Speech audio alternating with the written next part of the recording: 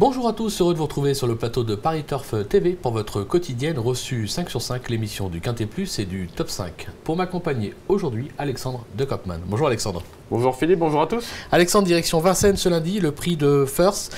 Une course attelée femelle de 5 à 6 ans, 2100 mètres, départ Autostar sur la grande piste. Une course qui s'annonce des plus ouvertes. C'est vrai, il y a pas mal d'Européennes dans l'épreuve. Bon, pour certaines, on les connaît déjà pas mal. Après, il y a des Français. C'est vrai qu'il n'y a pas de grandissimes favorites qui se détachent. Maintenant, je pense qu'on a quelques favorites, en tout cas les miennes, qui peuvent surprendre. Eh ben, oui, ça, je le confirme. On va voir déjà avec votre sélection, Alexandre. Alors, le 8 MTK, le 11 Princesse Chronos, le 7 Vacat Monnaie, le 3 Ardente Duclos, le 5 Super Ariel, le numéro 9 Rosemary Gare, l'As Viva de Luna et enfin le numéro 2 Vela Blue. Alors, favorite, étonnante, vous l'avez dit tout à l'heure, pour moi en tout cas, le numéro 8 MTK. Alors certes, elle a montré des moyens, maintenant elle reste sur un échec à Cabourg, elle n'a pas vraiment de repères sur la grande piste. Bon, il y a une raison pour laquelle vous la placez en tête. La dernière fois à Cabourg, Philippe, c'était la note. À mon avis, elle a dû slalomer entre plusieurs rivaux. Elle a très bien terminé, elle rendait 25 mètres.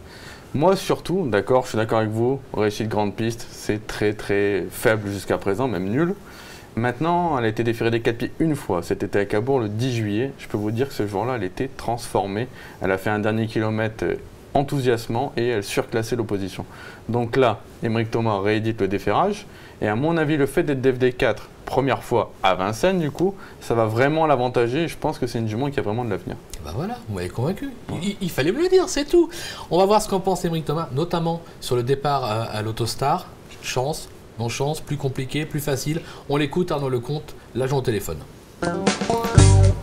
On l'avait vu s'imposer à Vichy derrière l'Autostart. Est-ce que c'est un mode de départ qui la dérange ou au contraire qui l'avantage? Bon, l'avantage est de démarrer à la droite, mais le démarrer aussi s'il faut. À Vichy, j'ai volontairement pas voulu démarrer, mais après en même temps, il n'y avait pas eu de train, donc du coup, j'avais un peu de travail important, puis c'est pas de train derrière, donc elle avait beaucoup tiré. C'est pas son habitude, donc non, là, pour moi, ça dépend du numéro bien, mais elle peut démarrer très bien, comme attendre. De toute façon, peut attendre, mais si j'ai besoin de partir un peu vite, de partir vite. C'est clair, c'est rapide. Quoi qu'il en soit, elle est capable de partir vite, comme elle est capable de rater plus ou moins son départ. De toute façon, il faut qu'elle attende. Elle est meilleure en attendant. Maintenant, voilà, je pense qu'il faut faire le dernier kilomètre. D'accord. Vous lui opposez le numéro 11, Princesse Chronos, qui a marqué les observateurs cet été à Cannes-sur-Mer en l'emportant sur un 1609 mètres, prouvant beaucoup de vitesse. On va s'en méfier aussi de celle-là. Oui, bah c'est vrai qu'elle n'a pas eu des engagements super faciles à Vincennes ou soit en gain cet été.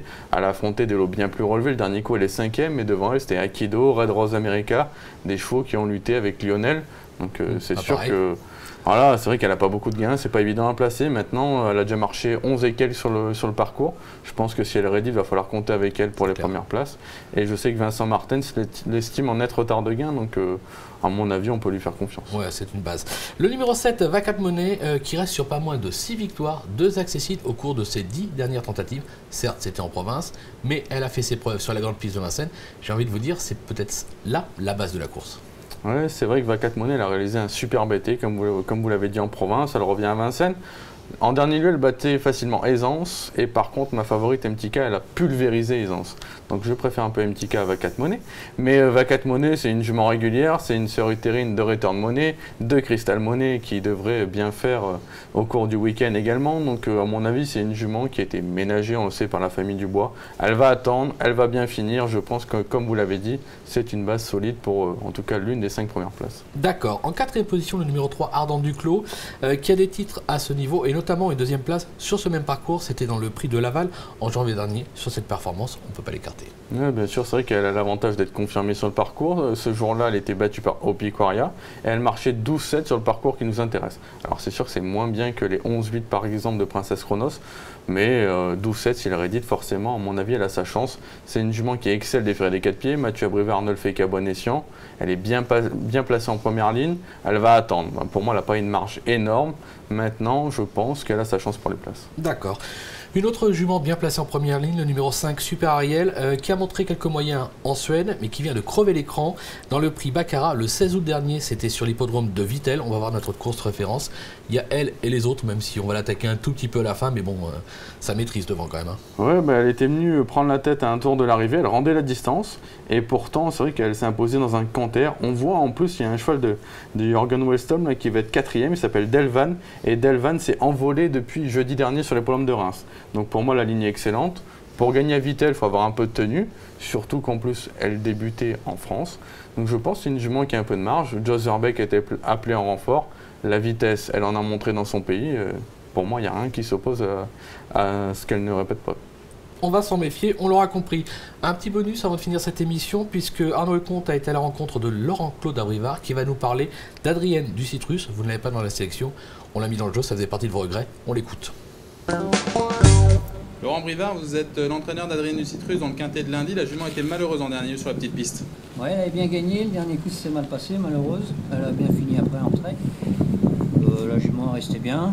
Elle a un bon numéro. Moi, je la préfère quand même longue distance. Hein. La grande piste peut l'avantager? Ouais, mais elle a tout le temps mieux couru longue distance que c'est en deuxième ligne, donc Alexandre pourra certainement faire... Ouais, d'abord, ces lots-là, course européenne, il faut courir battu pour avancer une place. Elle peut le faire. Elle peut reprendre une place. Ouais. Vu sa forme actuelle... La jument est en forme. D'accord avec Laurent-Claude, vous l'auriez préféré sur un parcours de tenue? Ouais, c'est vrai que je l'aurais préféré sur plus long. Et puis c'est vrai qu'en deuxième ligne, face à une concurrence étrangère, je pense que voilà, après elle peut venir être 4-5e, hein, comme l'a dit Laurent-Claude Abrivard. Maintenant, il faudra que ça se passe très bien. Bon, d'accord, on va quand même s'en méfier, on la rajoutera à la fin du jeu.